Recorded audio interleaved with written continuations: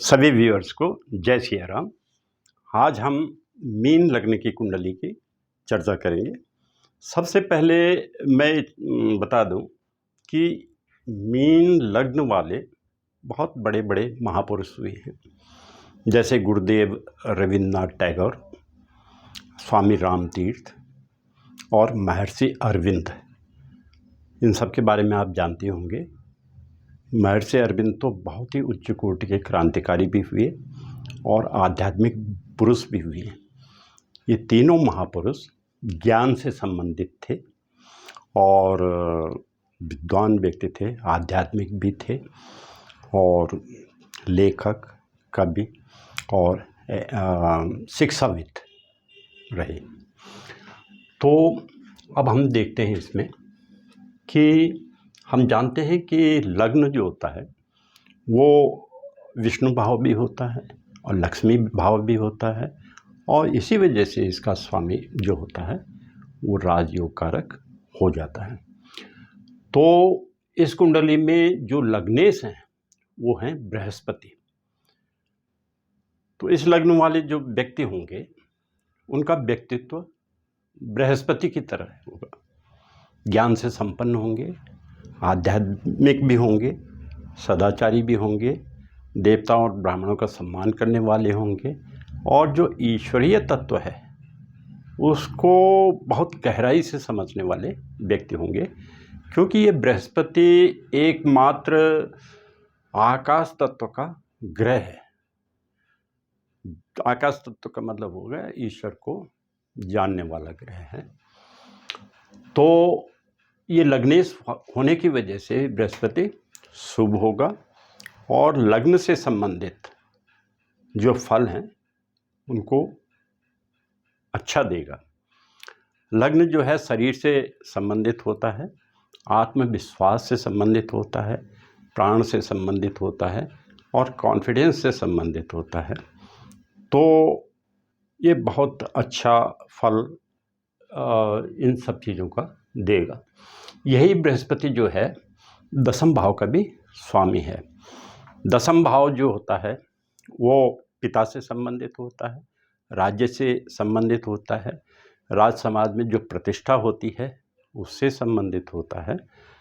तो ये सभी फल बृहस्पति इस कुंडली में अच्छा देगा। और ये सरकारी रोजगार से संबंधित है तो निश्चित रूप से, क्योंकि हम ये जानते हैं कि बृहस्पति उस भाव का अधिक फल देता है जिसमें इसकी धनुराशि होती है, तो इसलिए ये नौकरी और प्रतिष्ठा से संबंधित फल अच्छा देगा और इस जातक को पिता की शक्ति भी मिलेगी। और ये इसका जो प्रोफेशन का दायरा है बहुत विस्तृत है।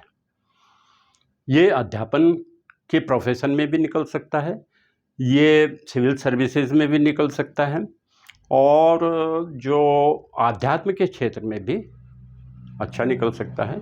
बल्कि यहाँ तक कि क्योंकि ये लग्न में जो राशि है ये जल तत्व की राशि है और पंचम में भी जल तत्व की है और अष्टम में भी जल तत्व वाली राशि है, तो इस व्यक्ति को जो जल से संबंधित कार्य होंगे, जैसे समुद्र से संबंधित, नदियों से संबंधित, उसमें भी ये प्रोफेशन में जा सकता है। बहुत अच्छा स्कोप है इसका नौकरी का। अब इसके बाद हम आते हैं द्वितीय भाव में। द्वितीय भाव के जो स्वामी हैं इसमें मंगल हैं और द्वितीय भाव जो होता है वाणी से संबंधित है, धन कुटुंब से संबंधित है और यही मंगल भाग्येश भी है, भाग्य भाव का भी स्वामी है और भाग्येश होकर के ये अधिक शुभ हो गया है। द्वितीय भाव तो मारक प्रभाव रखता है, लेकिन इसमें मंगल का मारक प्रभाव भाग्येश होने की वजह से समाप्त हो जाएगा और ये मंगल शुभ ग्रह के रूप में रहेगा और अपनी महादशा अंतर्दशा में जातक को अच्छा फल देगा। अब हम आते हैं तृतीय भाव में। तृतीय भाव में शुक्र की राशि है और तृतीय भाव छोटे भाई बहनों से संबंधित होता है, पराक्रम से संबंधित होता है। और इस शुक्र को हम ये देखते हैं कि यही शुक्र अष्टमेश भी है, अष्टम भाव का भी स्वामी है और ये त्रिखडाय भाव का स्वामी होने की वजह से भी ये शुक्र शुभ नहीं है, और अष्टमेश होने की वजह से इसकी अशुभता और अधिक बढ़ गई है। इसलिए इस कुंडली में हम शुक्र को शुभ ग्रह के रूप में नहीं ले सकते, और जातक को शुक्र की महादशा में सावधानी बरतने की आवश्यकता पड़ेगी। स्वास्थ्य संबंधित जो दिक्कतें होंगी उससे बचने के लिए सावधानी बरतनी पड़ेगी। चौथा भाव जो कि माता से संबंधित होता है, और भूमि, भवन, वाहन और जनता और मित्रों से संबंधित होता है। इससे संबंधित फल ये बुध, इसको हम ये देखेंगे कि बुध किन किन भावों का स्वामी है। एक तो चतुर्थेश तो है ही, सुखेश है, और दूसरा ये सप्तमेश भी है, सप्तमेश भी होता है। और इस बुध के साथ हम ये देखते हैं कि 3 नकारात्मकताएं जुड़ गई हैं, 3 नेगेटिविटीज़ इस बुध के साथ हैं। पहला तो ये कि ये बुध जो है सप्तमेश होकर के मार्केश भी हो गया है, मारक प्रभाव रखेगा। और दूसरा ये है कि ये बुध सौम्य ग्रह होने के बावजूद 2 केंद्रों का स्वामी है। 2 केंद्रों का स्वामी होने की वजह से ये पाप प्रभाव इसमें आ जाता है, ये शुभ फल नहीं दे पाएगा। और तीसरा इसमें जो नकारात्मक प्रभाव जुड़ गया है वो ये है कि ये सप्तम भाव इस कुंडली में बाधक भाव है। सप्तम भाव बाधक इसलिए है कि ये जो कुंडली है, ये जो राशि है मीन राशि, ये द्विस्वभाव की राशि है। और जो भी कुंडलियाँ द्विस्वभाव लग्न की होती हैं उनका सप्तम भाव बाधक भाव होता है, और सप्तम भाव का जो स्वामी होता है वो बाधकेश हो जाता है। इस कुंडली में बुध बाधकेश है। तो 3 नकारात्मकताएं, 3 नेगेटिविटीज़ इस बुध के साथ जुड़ने की वजह से इस कुंडली में बुध शुभ ग्रह नहीं है, और अपने भावों का वो ज़्यादा अच्छा फल नहीं दे पाएगा अपनी महादशा में। तो यहाँ पे बुध को हमने मारक के रूप में लिया है। अच्छा, इसके बाद हम आते हैं पंचम भाव में। पंचम भाव के जो स्वामी हैं वो चंद्रमा है। पंचमे से एक शुभ ग्रह होता है, और ये चंद्रमा लग्नेश के मित्र भी हैं, इसलिए बहुत शुभ ग्रह है। और पंचम भाव का जो संतान से संबंधित होता है, और विद्या बुद्धि से संबंधित होता है, कहीं वाणी से भी संबंधित होता है। तो इन सभी चीज़ों में ये चंद्रमा बहुत अच्छा फल देगा। बहरहाल अगर ये पीड़ित न हो, ये अष्टम और द्वादश भाव में अगर न गया हो तो ये अच्छा फल देगा अपने से संबंधित। अब हम छठे भाव में आते हैं।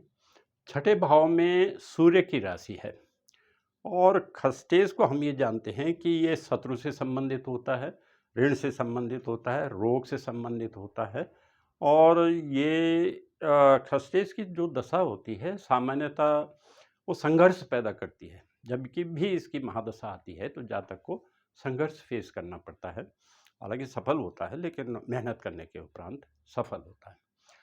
लेकिन इस कुंडली में यदि सूर्य छठे भाव में आ जाता है, यानी खस्तेश होकर के खष्टम भाव में अगर सूर्य आ जाता है, तो सूर्य एक क्रूर ग्रह है, पराक्रमी भी है, और शत्रु भाव में होने से ये क्या करेगा कि शत्रुओं का बहुत विनाश कर देगा।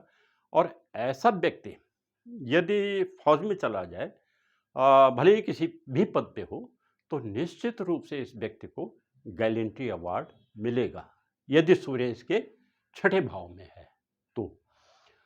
अब हम इसके बाद आते हैं जो जिसकी चर्चा नहीं हुई, वो है एकादश भाव और द्वादश भाव।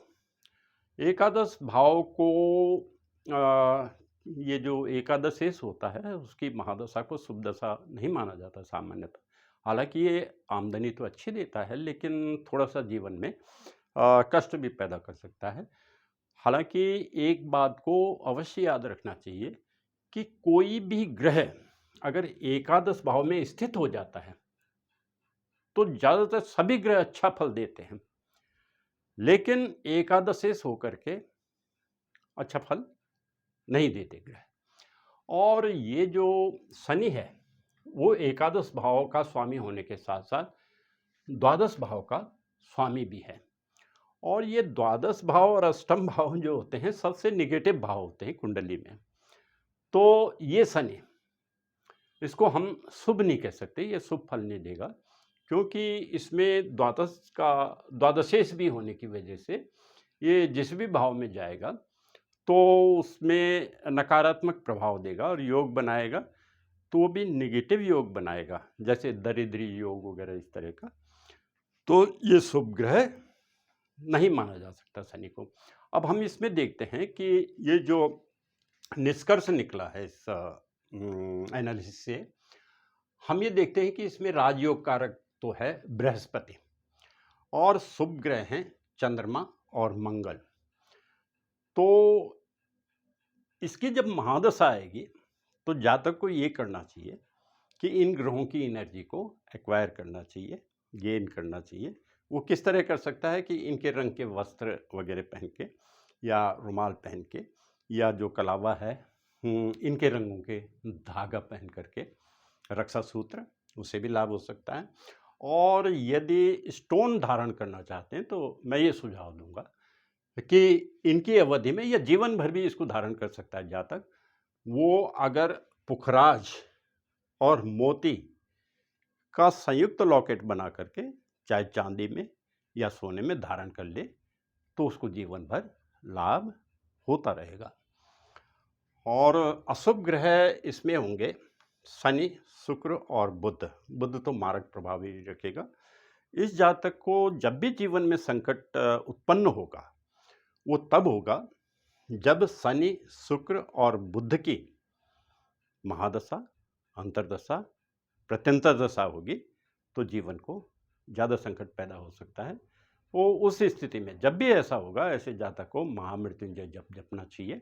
या ये जो नीचे जप लिखा हुआ है, ओम जूं शह माम पालय पालय, प्रतिदिन इसकी एक माला जपे तो कोई रिस्क नहीं रहेगा। अब इसमें बाधकेश बुद्ध के बारे में हमने बता दिया, इसकी भी शांति कर देनी चाहिए ताकि ये अपना बाधक प्रभाव समाप्त करते। शांति के लिए वही होता है कि जैसे जप है, हवन है, व्रत है, उद्यापन है, दान है, ये सब चीज़ें की जा सकती हैं। इस कुंडली में जो इष्ट हैं, देखो इष्ट का बहुत प्रभाव होता है। जो कुंडली नहीं दे सकती है वो इष्ट से हम प्राप्त कर सकते हैं, बशर्ते हमारा अपने इष्ट पे पूर्ण विश्वास हो और उसके मंत्र की एक माला हम अगर रोज जपते हैं तो हमारे दिलो दिमाग में हमारा इष्ट स्थापित हो जाता है। और जबकि भी संकट का वक्त आता है तो हमारा इष्ट निश्चित रूप से हमारी मदद करता है। तो इसमें जो इष्ट होंगे शिव जी होंगे, और शिव जी का जो सबसे प्रभावी मंत्र है ओम नमः शिवाय है। ओम नमः शिवाय। तो इष्ट मंत्र भी हमें दैनिक रूप से एक माला जपनी चाहिए। और जब भी मारक ग्रहों की दशा आए ये मंत्र भी अवश्य जपे, जैसे कि शनि, शुक्र और बुध की महादशा, इनकी अंतर्दशा, प्रत्यंतर दशा जब भी आए तो एक मंत्र और होता है कि जो कि बहुत ही सहायक होता है, वो है ओम जूं शह माम पालय पालय। ओम जूं शह माम पालय पालय। ये जो मंत्र है ये महामृत्युंजय मंत्र की बराबरी करता है। और क्योंकि महामृत्युंजय मंत्र जपने में पूरी माला जपने में करीब 15 मिनट लग जाते हैं, इतना समय लोगों के पास होता नहीं है, तो इसको ये जप लें तो ये कम समय में लाभ उठा सकते हैं। धन्यवाद।